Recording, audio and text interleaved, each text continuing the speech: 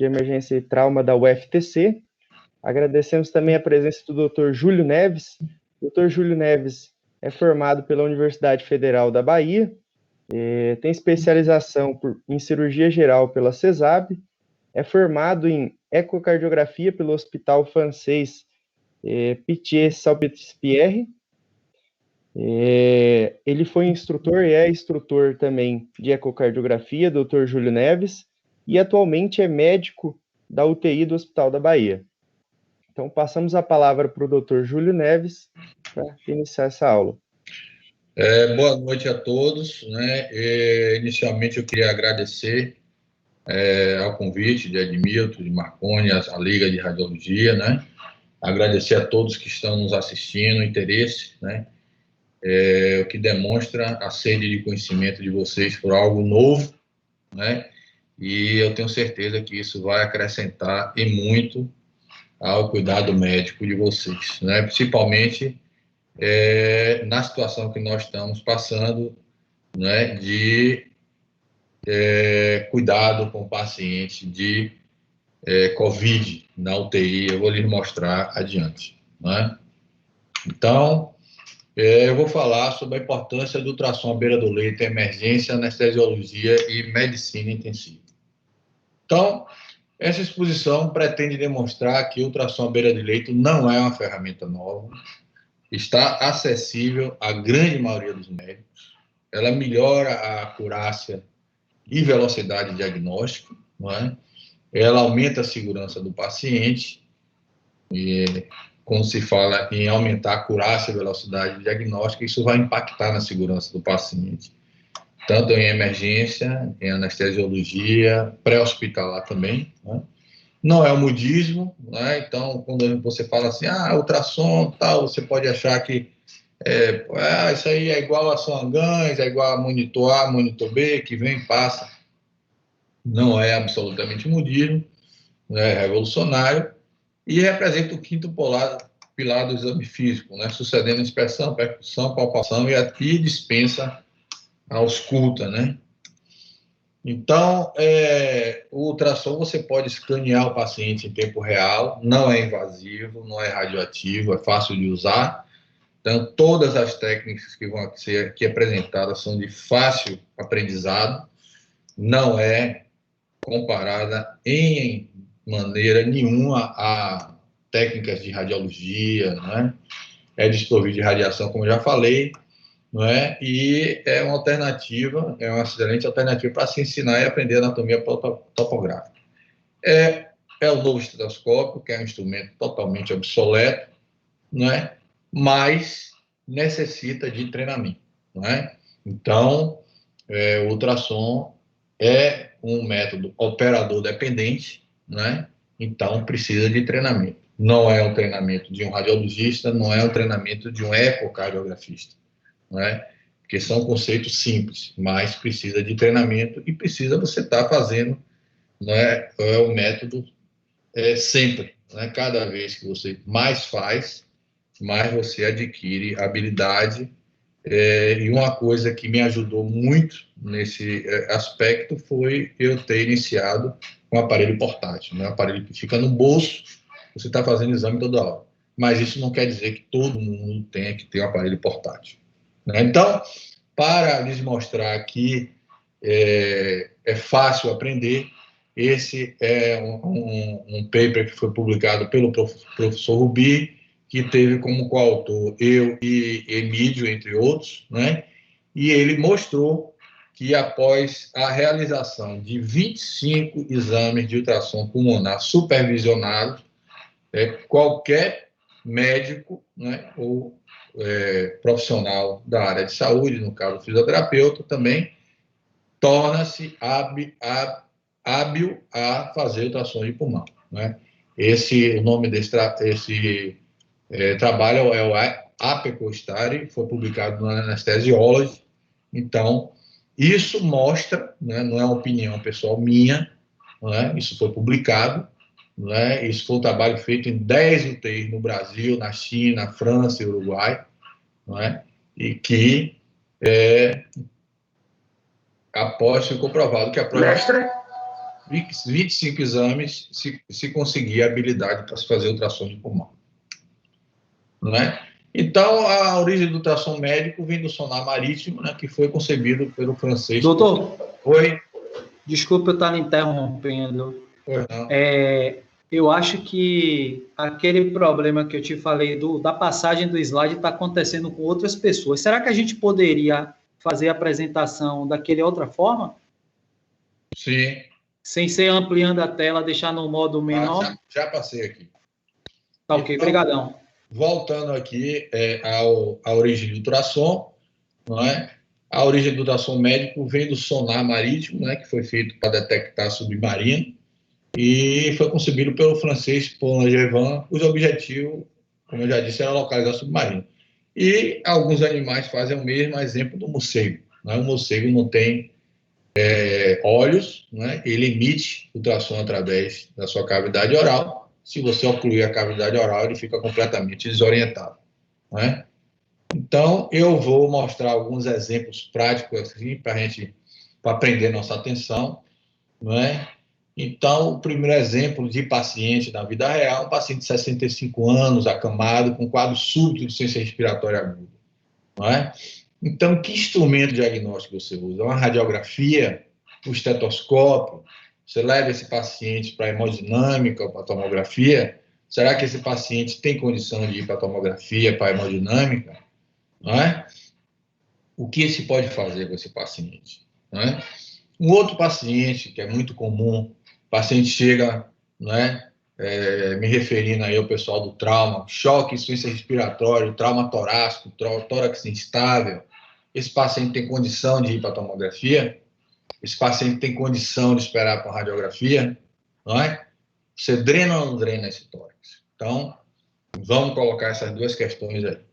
E voltando ao estetoscópio, esse comentário aí surgiu do New England, uma revista que todos conhecem, não é? Isso em 2014, 7 anos atrás. Esse comentário questionou se já não estava na hora de, assim como a máquina de escrever, o estetoscópio fazer companhia a ela naquele armário que todo mundo tem em casa, que você deposita aquilo que não mais utiliza, né? Então, falando que o ultrassom tem muito mais vantagens que o obsoleto estetoscópio. Esse outro comentário também fala que, né, os ultrassons portáteis estão bem abaixo de $10 mil. Na realidade, hoje, existe um modelo de ultrassom ultra portátil, não é? Melhor que muita máquina de ultrassom, que custa $3 mil. Né? Então, a maioria dos médicos hoje, eu não tenho dúvida que tem condições de adquirir uma máquina dessa.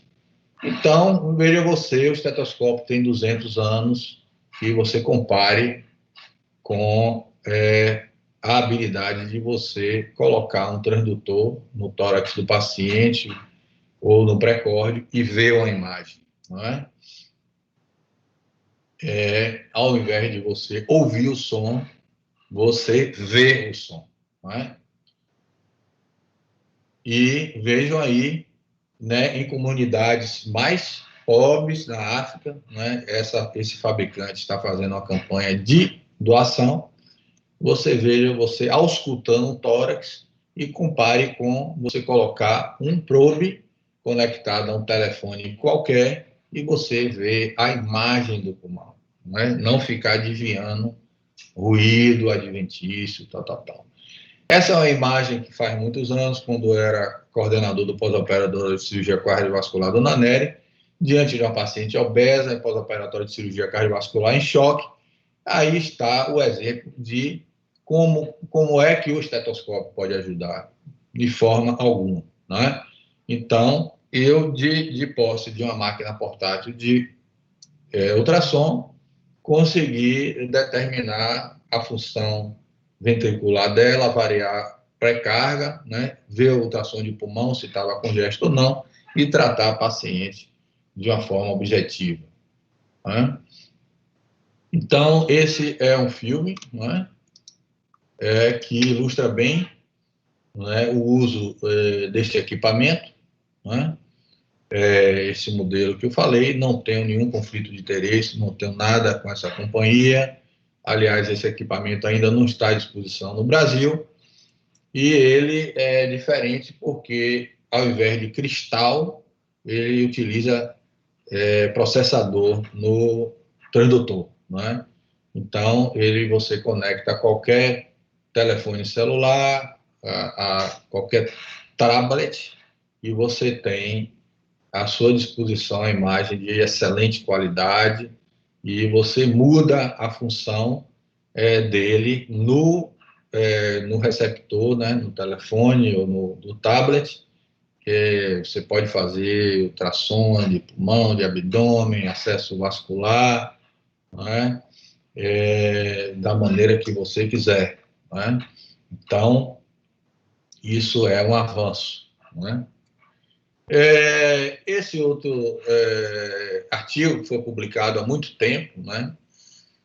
Tem muitos anos, 2005, ele comparou cardiologista, expert em ausculta, com estudantes de medicina que foram treinados por 18 horas em ultrassom, né? Compararam com lesões cardíacas, né? Então, comparou-se médicos, cardiologistas, expert em ausculta com estudantes com 18 horas de treino em ultrassom. E vejam nesse gráfico, em negro os estudantes, em branco as colunas de médicos, experts, que quem se comparou à detecção de lesões valvulares subsistólicos e diastólicos, não é? Os estudantes foram superiores de porte de ultrassom à ausculta, né, cardíaca, comparado com os médicos, não é? Então, aquilo que eu falei dos pilares do exame físico, né? Primeiro a inspeção, depois palpação, a percussão, você pode muito bem pular para o exame ecográfico ao invés de ficar usando o estetoscópio, né? Eu sei que muita gente é resistente por questões culturais, mas para essas pessoas eu lembro que, né, nenhum obstetra, né, usa mais aquele instrumento, agora que eu me esqueci o nome, para auscultar o feto, o pinar, não é? O obstetra usa ultrassom, não é? Então, eu acredito aos obstetras, os primeiros que começaram a se apoderar do ultrassom, porque antigamente os obstetras pediam ao radiologista para fazer ultrassom das gestantes. Depois eles foram se apoderando eles mesmos de fazer ultrassom. Então, para quem ainda acha que estetoscópio, né, é útil, eu pergunto, e o pinar o obstetra usa hoje em dia, né? Então, para mostrar que não é nada disso é novo, eu vou apresentar aqui um breve histórico do ultrassom à beira do leito. Veja que em 1971, né, em trauma, né, aí o pessoal da Liga de Trauma, já havia publicação de revista de cirurgia sobre trauma esplênico, né? E uma revista de radiologia de 76 também publicava sobre a avaliação de trauma esplênico. Então, ultrassom à beira do leito não é nada de novo. Então, vejam vocês a máquina antiga, como era, e acima estão as imagens que ela produzia. Então, para um não radiologista, realmente não era fácil. Abaixo está a imagem produzida por uma máquina moderna, com poder de processamento claramente superior, e para qualquer leigo, você olhar esse baço aí, você vê que ele não tem nenhuma lesão, nenhuma fratura, não é? Então, daí porque não é nada difícil, não é? O pessoal que está no ambulatório de trauma fazer esse exame sem depender de nenhum outro profissional. Então, isso foi evoluindo, né? Emergencistas também começaram a usar equipamento de ultrassom em pacientes de choque com hipoperfusão e detectaram uma série de arritmias, né? Entre elas fibrilação ventricular, ritmo hidroventricular, dissociação eletromecânica, que hoje em dia, numa parada cardíaca, isso consta até do ACLS, né? A utilização da ecocardiografia no momento de palpação do pulso, sem absolutamente quebrar a rotina da reanimação. Isso é vamos dizer assim, um detalhe, né, um motivo de uma aula só, um bloco separado de uso de ultrassom à beira do leito na parada cardíaca. Mas só para citar que isso já tem muito tempo, isso é data de 1988, não é?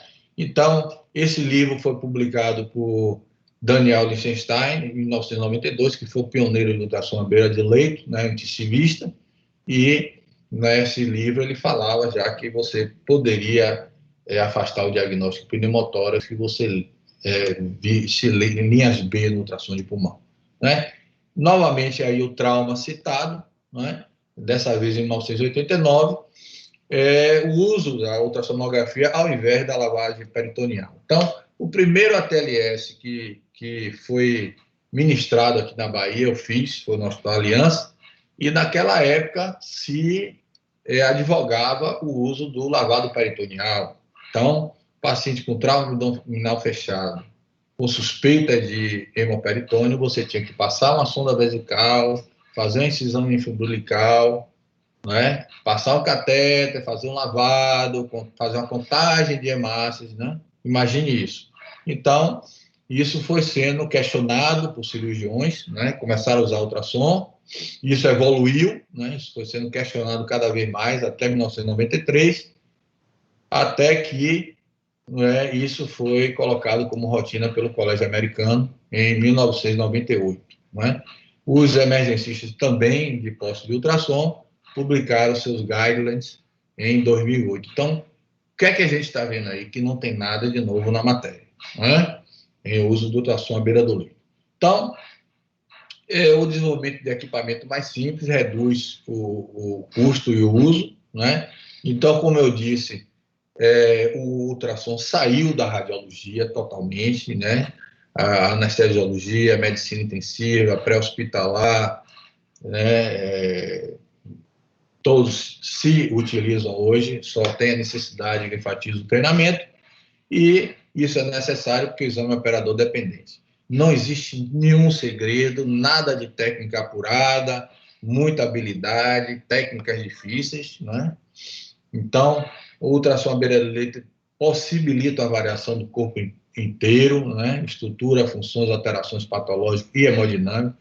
Você pode fazer o exame em tempo real, você pode repetir o exame, você pode reavaliar a sua terapêutica, né? Isso é interessante, você não depende de ninguém, do horário de ninguém, da agenda de ninguém, né? A avaliação é funcional, não é morfológica, né? E o treinamento é bem mais simples, né? E o ultrassom à beira do leito, o transdutor é uma extensão da mão do médico, né? Então, a extensão do exame físico. Então, um aspecto muito importante que eu tenho a dizer, ultrassom não substitui julgamento clínico. Então, você não vai chegar na emergência, não vai chegar na UTI e vai fazer assim, hoje eu vou fazer ultrassom de pulmão de todo mundo. Hoje eu vou fazer o ecocardiograma de todo mundo. Não, isso é absolutamente equivocado, não é? O ultrassom à beira do leito só deve ser feito após a sua formulação diagnóstica, você de posse da sua história clínica, do seu raciocínio clínico, não é? Então, você, absolutamente, quem faz ultrassom à beira do leito não vai se comportar como radiologista, né? Quando você pede um exame radiológico, por exemplo, ultrassom, um Doppler, né? O que é que acontece? O colega entra na UTI, muito dificilmente ele pergunta informações a você, o plantonista, o que é que o paciente tem, faz o exame e solta o laudo. Existe uma desconexão, né, da clínica do paciente com o exame. Então, o ultrassom à beira do leito é totalmente diferente, porque quem está fazendo o exame vai saber o que é que o paciente tem, vai saber o que é que vai encontrar, né? Essa é a diferença dos outros profissionais, sem nenhuma crítica aqui, né? Então, e também o ultrassom à beira do leito não existe para substituir um radiologista, de forma alguma, né? Então, vai haver ocasiões, e não são poucas, que você vai continuar precisando do colega, né? Então, quando você faz o ultrassom à beira do leito, você faz para responder uma dúvida diagnóstica de posse da sua formulação, né? Você fez o exame físico, você tem uma dúvida diagnóstica, né? E vai proceder o exame. Então, existem várias situações aí colocadas, ultrassom de pulmão, dispneia, insuficiência respiratória e demais condições, né? O que a gente vê hoje, o paciente entrou em dispneia, insuficiência respiratória, se entuba, coloca no respirador, não se procura saber a causa daquilo. Às vezes era até uma causa evitável, né? Às vezes você vê paciente em UTI com pneumonia usando VNI, né? Uma excrescência isso, né? Então, se você der o diagnóstico por ultrassom, às vezes o paciente está com gesto, você, ao invés de dar o diagnóstico por ultrassom, dar o diurético e evitar que o paciente vá ao tubo, não. Intuba e bota no respirador. Então, o auxílio na intubação, se o paciente está seletivado, se intubou no esôfago, ecocardiograma, todas as condições de choque, de responsividade a volume, né, na parada cardíaca. Paciente com suspeita de hipertensão intracraniana, você pode fazer ultrassom ocular, medir a baía do nervo óptico. A partir de determinado limite, existe a condição do paciente ter hipertensão intracraniana. Acesso vascular é extremamente importante, né? Porque hoje em dia não se admite você fazer um acesso vascular profundo sem uso de ultrassom, né? Hoje existem muitos destemidos de plantão funcionando subclave em pacientes com Covid e fazendo pneumotórax nos pacientes, né? E atribuindo a culpa, né, da iatrogenia ao vírus, né? Então, o ultrassom aumenta a segurança, né, protege o paciente do acesso vascular, né? E outros procedimentos são feitos com maior segurança quando acompanhado com ultrassom. Toracocentese, paracentese, pericardiocentese, punção lombar, drenagem torácica, cistostomia, drenagem de abscessos e coleções. E anestesiologia, isso já é muito usado em bloqueio, né, de nervos periféricos e tratamento de dor crônica. Então, gravem essa imagem aí. O protocolo de ultrassom à beira do leito é IAIM. O que quer dizer isso? Primeiro, como eu disse, qual a indicação do exame, né?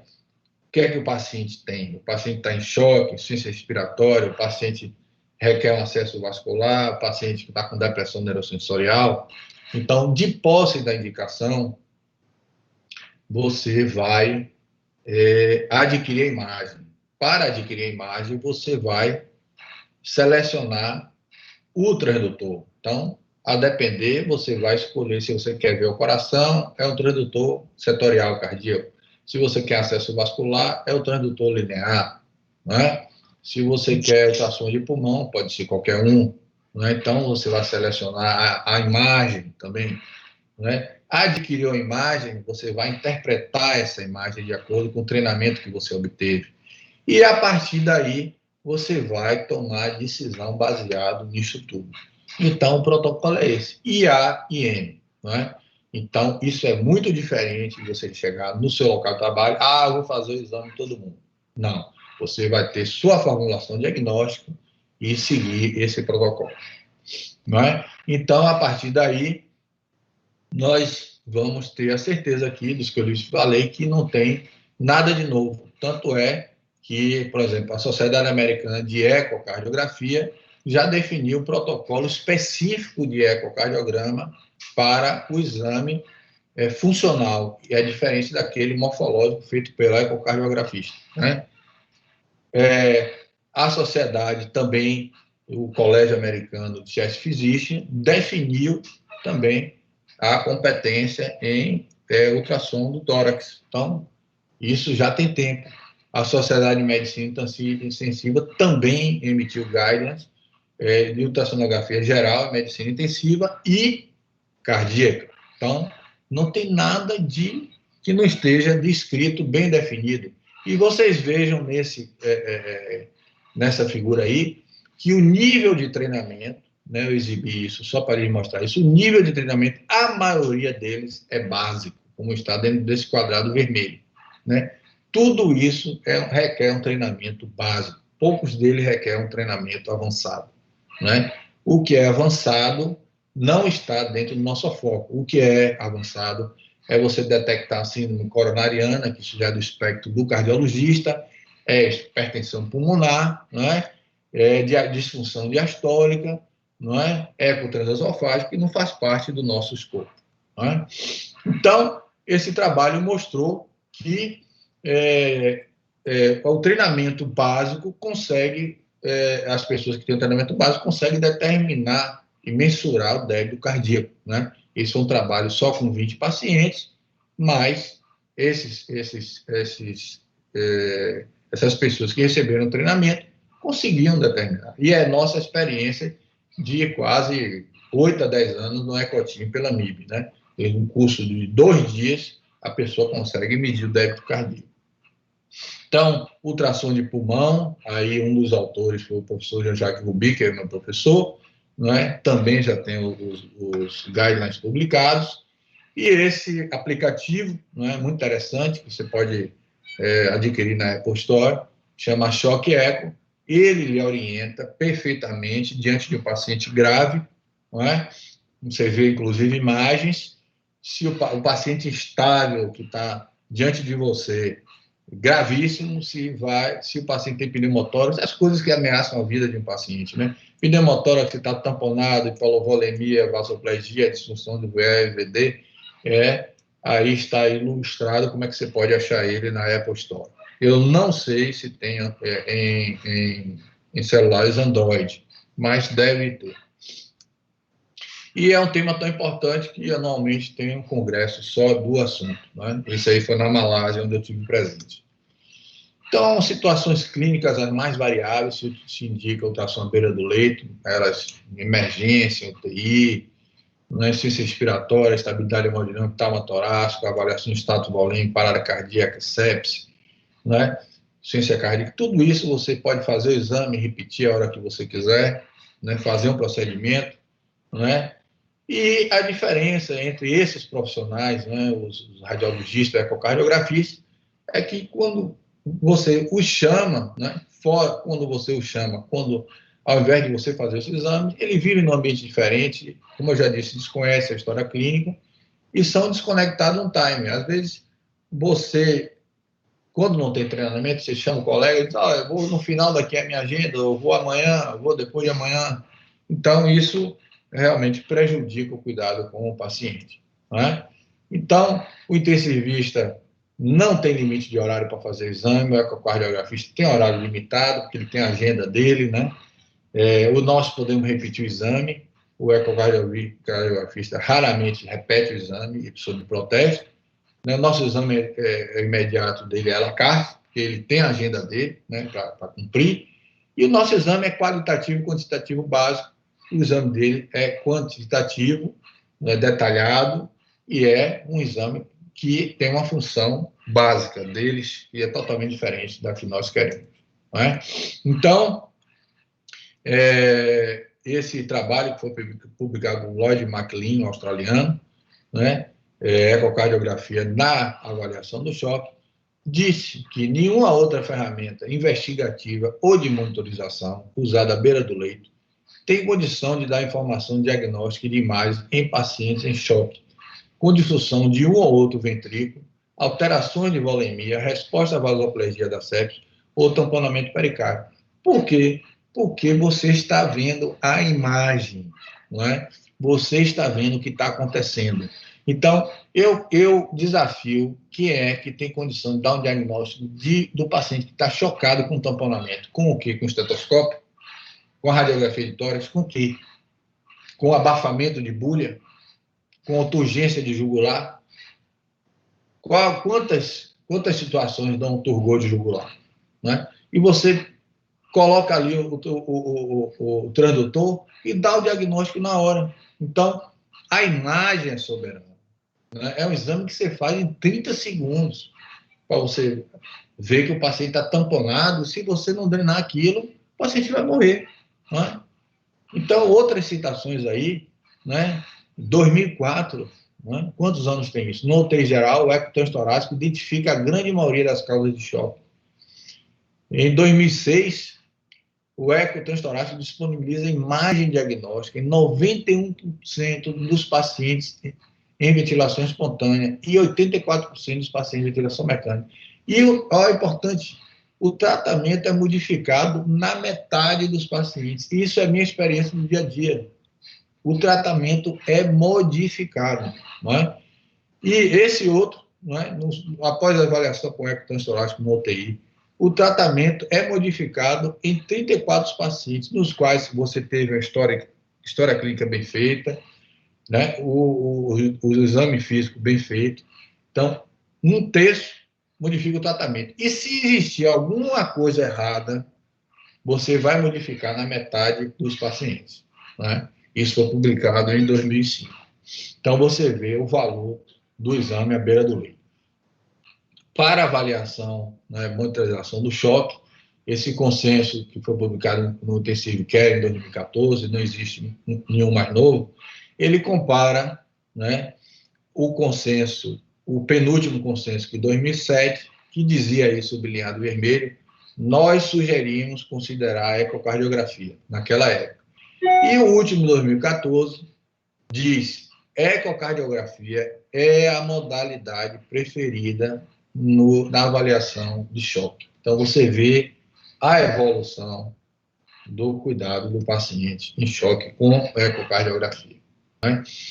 O outro aspecto interessante é a fluido irresponsabilidade, né? Então, fisiologicamente, o corpo humano não foi feito para tolerar hipervolemia, né?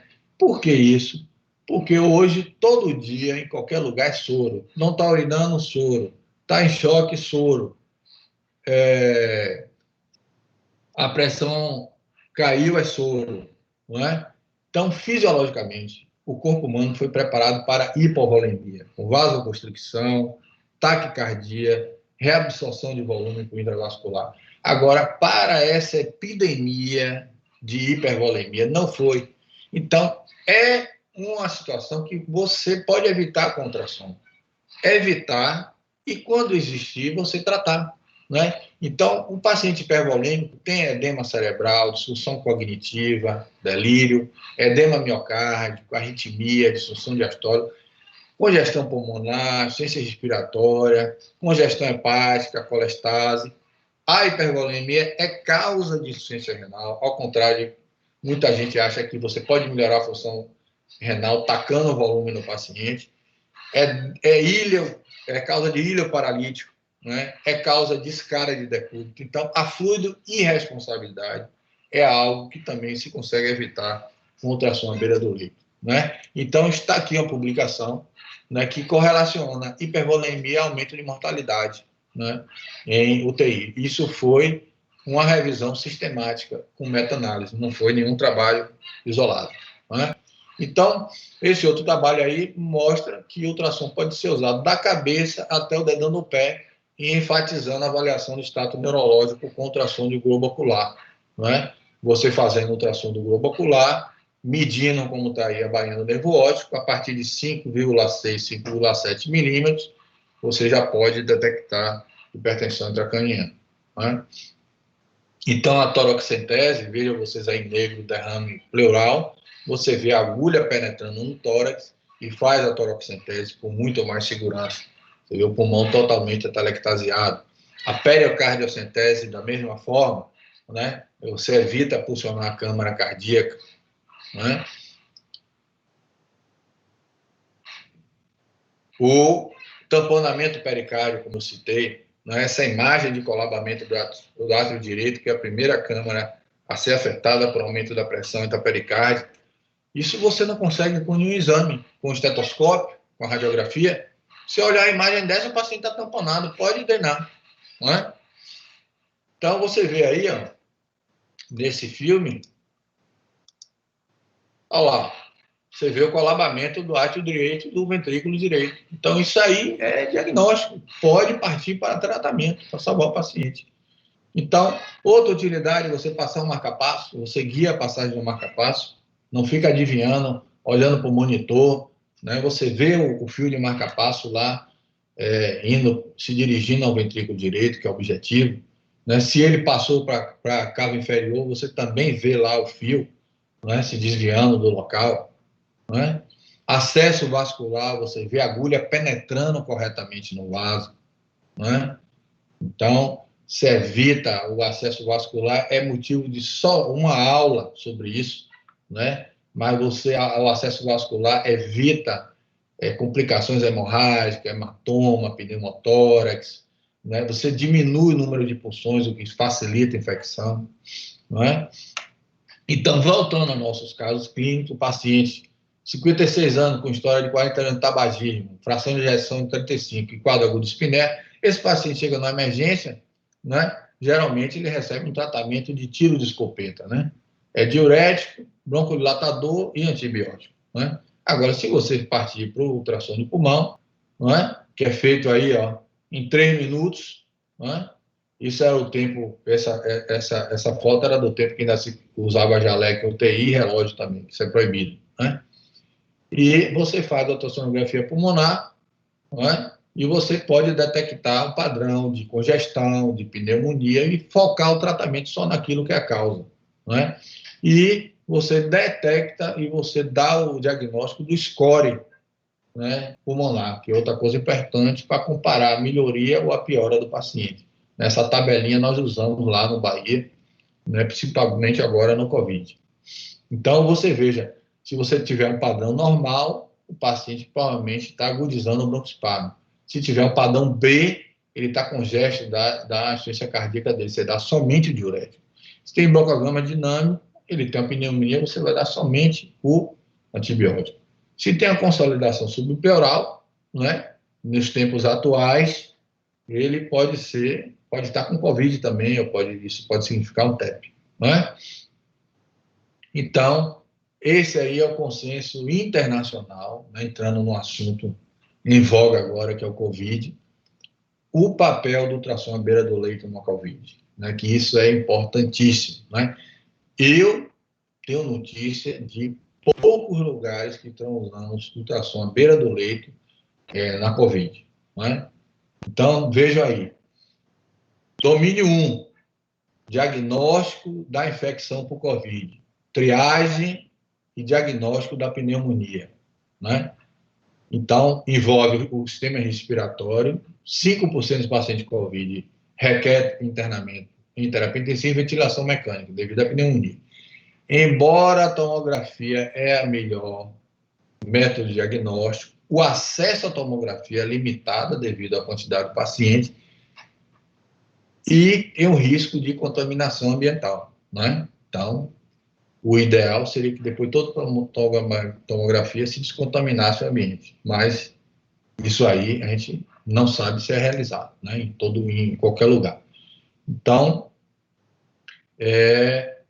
a instabilidade do paciente pode contraindicar o transporte para a tomografia. Então, qual é a evidência disso tudo? O ultrassom é mais acurado que a radiografia para diagnosticar a condição respiratória no COVID, né? E a acurácia diagnóstica do ultrassom pulmonar, né?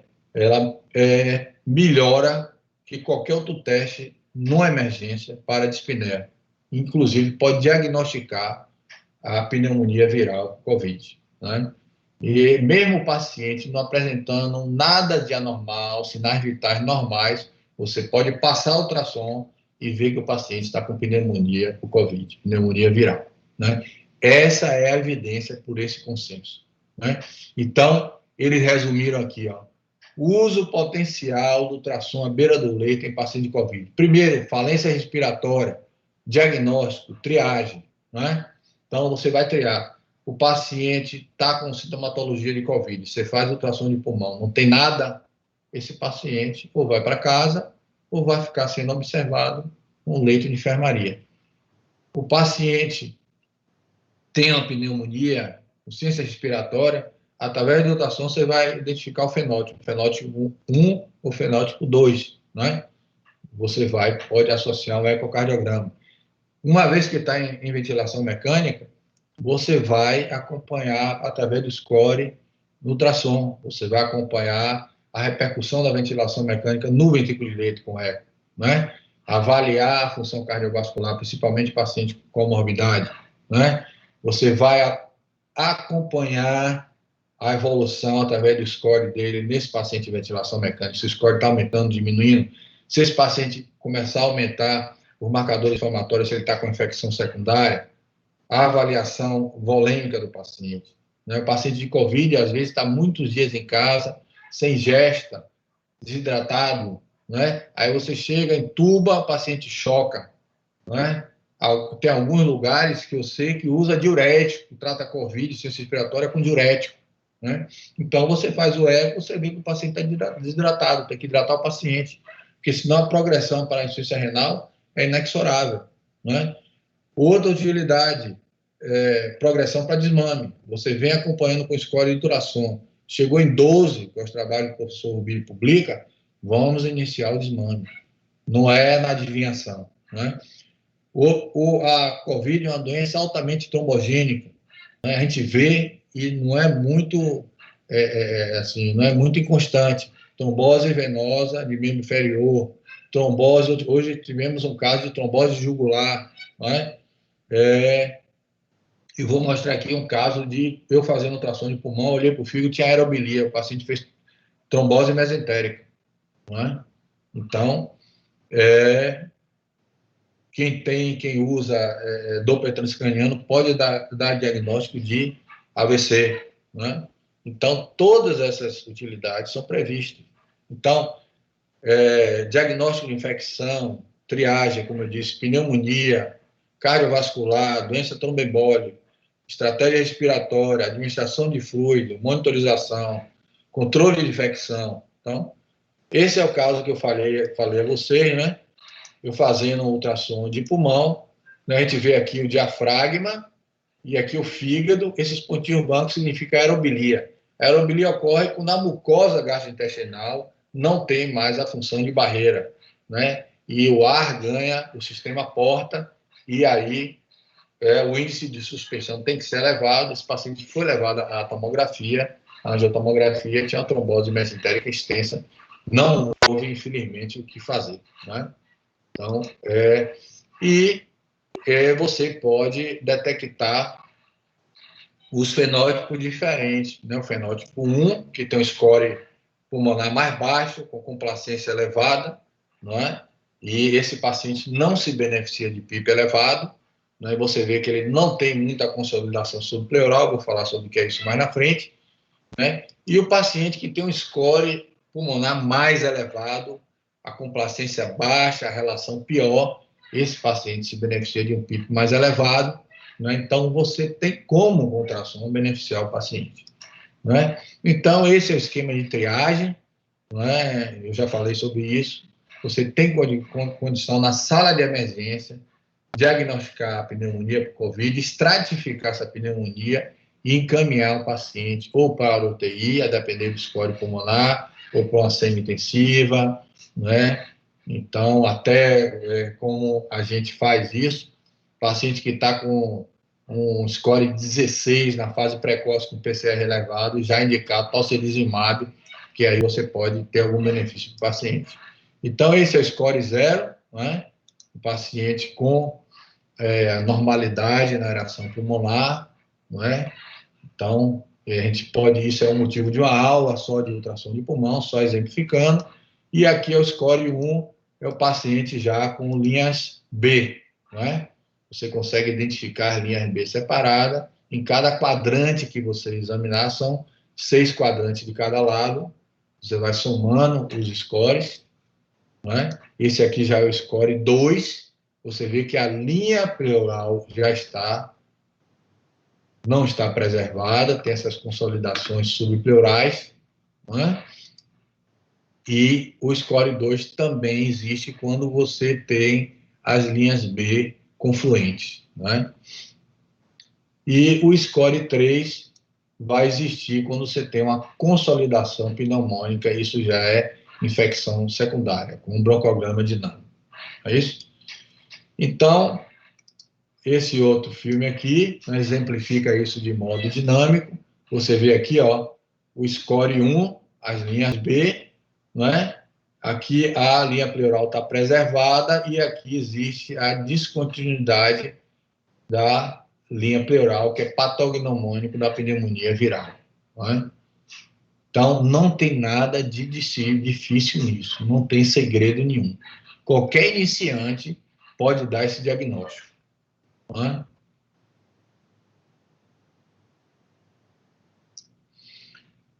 Então, você veja aqui, ó, a utilidade na classificação. Né? Então, a depender do score, você tem uma chance de complicação maior ou menor. O score está 9, né? A pneumonia leve, médio de 9 a 15, mas depois de 15, se prepare, porque o paciente pode realmente piorar e entrar e descer ladeira abaixo. Né? Então, você veja aqui a linha demarcatória, que hoje em dia é mais ou menos 16, né? Então, a severidade deste paciente, né, é diferente, né? Eu já vi paciente com score de 27, esse é o paciente que vai estar em choque, ventilação mecânica. É muito difícil um paciente desse sair da UTI, né? Então, quando você vê um paciente com score acima de 15, pulmonar, tenha muito cuidado, né? Então, esse foi um trabalho muito elegante, feito pelo pessoal do Sul, né, de Porto Alegre. O ultrassom de pulmão feito na emergência, eles correlacionaram com intubação, com, né, o endpoint primário foi morte, o secundário foi intubação traqueal e falência respiratória.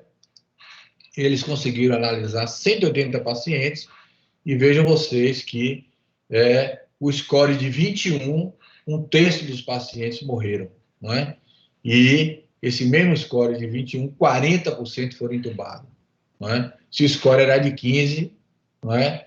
60% não foram intubados, não é? E um score de 20, 56% foram admitidos em UTI. Então, a utilidade do ultrassom feito na emergência. E outra coisa importante, né? Vocês que são fisioterapeutas e hoje estão usando medicina, a condição de, com ultrassom de pulmão, você conseguir predizer se o paciente vai responder à posição prona ou não, né? Então, aqui, se você tem essa imagem antes de pronar, né, você vê as linhas B totalmente fusionadas, não é? E elas começam a se separar depois da posição prona, esse é o paciente responsivo à posição prona. Você faz ultrassom antes e depois. Se isso não ocorrer, esse paciente não vai responder à prona. Em relação à tomografia, isso foi publicado no começo da pandemia, o Colégio Brasileiro de Radiologia e Diagnóstico por Imagem já advertia: a tomografia não deve ser usada como rastreio ou para o diagnóstico inicial por imagem na Covid-19. Não é? Isso aí não é o que está acontecendo. Não é? E essa é outra revisão que foi publicada esta semana, né? Disse, né, que é uma concordância geral que a tomografia tem uma grande sensibilidade, mas uma baixa especificidade, né? E a qualidade dos estudos que falam em tomografia não é ótima, né? E todas essas avaliações de Covid-tomografia devem ser interpretadas com o contexto clínico do paciente, o que não acontece, né? Porque você faz a tomografia, né? E quem vai dar o laudo são colegas que estão numa sala escura, não é? Ao contrário do ultrassom à beira do leito, que você faz o exame e você está sabendo do quadro clínico do paciente, não é? Então, o uso da tomografia deve ser balanceado com a alta dose de radiação, a quebra do sistema de controle de infecção, que é aquele entra e sai da sala de tomografia, não é? Então, esse mesmo estudo mostra que a melhor hora de fazer a tomografia é na fase tardia da doença, que melhora a sensibilidade e especificidade, não é? Que mostra aquele padrão de vidro fosco, né, com consolidação, e voltando a dizer que tem uma alta sensibilidade, mais baixa especificidade. Eu já vi paciente ser internado na UTI, só por causa do vidro fosco aparecer, mas que não era Covid, se fez o teste depois negativo, né? Então, o médico assistente tem que sempre pesar o pró e o contra de se fazer a tomografia, não é? Então, um aspecto muito importante é o transporte do paciente, não é? Então, esse trabalho mostra aqui que o transporte da emergência, não é, para outros setores comporta uma incidência de complicação até de 67%. Né? Isso é risco de extubação, risco de bomba falhar, risco de dose ser colocado inadequadamente, desconexão de sonda e outras coisas mais. Né? Então, voltando àqueles casos citados no começo, aquele paciente acamado com quadro súbito de insuficiência respiratória aguda, você vê aqui, ó, uma imagem, né? O ventrículo direito comparado ao esquerdo, né? Isso não precisa ser ecocardiografista, você vê que o ventrículo direito está totalmente dilatado, né? Sobrecarregado. Um paciente desse choque, você consegue aferir que esse paciente tem um tromboembolia pulmonar maciço, não é? Então, um exame rápido. Né? Esse outro paciente, vítima de trauma, com tórax instável, você faz um ultrassom de pulmão, você vê aí, ó, um hemotórax, né, maciço, e rapidamente você drena esse tórax sem precisar de radiografia, de tomografia, de nada, e salva a vida do paciente. Concluindo, não é? O aprendizado de ultrassom já faz parte da graduação nos Estados Unidos, aumenta a segurança do médico e do paciente, é extremamente importante em pré-hospitalar, emergência, UTI, centro cirúrgico, ou qualquer outro ambiente hospitalar, eu digo enfermaria também, é prático, a acurácia é excelente, é realizado à beira do leito imediato, pode ser repetido, a curva de aprendizado depende de treinamento, né, é operador dependente, é uma extensão do exame físico, aproxima o médico do paciente. Quantas vezes eu fazendo ultrassom em pacientes que estão lúcidos, você vai fazendo exame, vai conversando com o paciente, você começa a obter mais dados da história clínica do paciente que anteriormente não se sabia, não é? E esse é um trabalho que mostra que até os residentes de medicina de clínica médica também devem adquirir essa habilidade, e eles vão poder fazer ultrassom à beira do leito para adquirir uma série de habilidades, como paracentese, toracocentese, cateterização venosa central, detectar hidronefrose, uma série desses procedimentos que estão aí descritos, né? Então, não se limita à emergência, UTI, né? Então, na enfermaria, pode-se usar a ultrassom à beira do leito também. Né? Isso pode ser ensinado aos residentes de medicina interna. Entendeu? Então, indo para o nosso final, o ultrassom à beira do leito é uma inovação revolucionária porque é diferente do ultrassom normal, né? Então, normalmente, o que é que acontece? A exigência de formação é inferior ao exame tradicional, do eco tradicional, do ultrassom normal, né? Tomografia, ultrassom de abdômen, Doppler. É um exame qualitativo, não é quantitativo, né? Não exige mensurações, técnica complicada, reduz custos, né? Já que tempo é dinheiro. Então, aquele médico que está ali na emergência, que está na UTI, ele vai reduzir custos, porque ele não vai esperar o colega, não vai pedir o exame, não vai esperar o colega fazer, não vai esperar o colega dar o laudo. Aquele médico que está de posse da história clínica do paciente, ele vai fazer o exame, vai dar o diagnóstico, vai adiantar o tratamento do paciente. Isso é tempo e dinheiro, né? Dispensa a exigência do especialista. Eu, quando estava lá no pós-operatório de cirurgia cardiovascular na NERI, eu aboli o sobreaviso de eco. Todos os plantonistas sabiam fazer ultrassom de pulmão e ecocardiograma. Então, isso é dinheiro. Você imagine quanto é que não custava para o hospital sobreaviso de eco todo dia, não é? Então, não existe mais demora para estabelecer diagnóstico.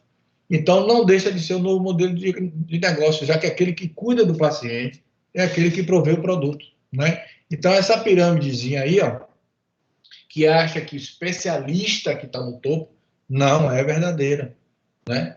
Quem está no topo é aquele que tem habilidade para fazer o exame, para dar o diagnóstico em curto espaço de tempo, para aumentar a segurança do paciente, para aumentar a velocidade do cuidado do paciente, né? Então, é isso aí. Eu estou disposto às perguntas e aberto aqui a vocês todos. Agradeço mais uma vez a oportunidade a mim fornecida. Obrigado.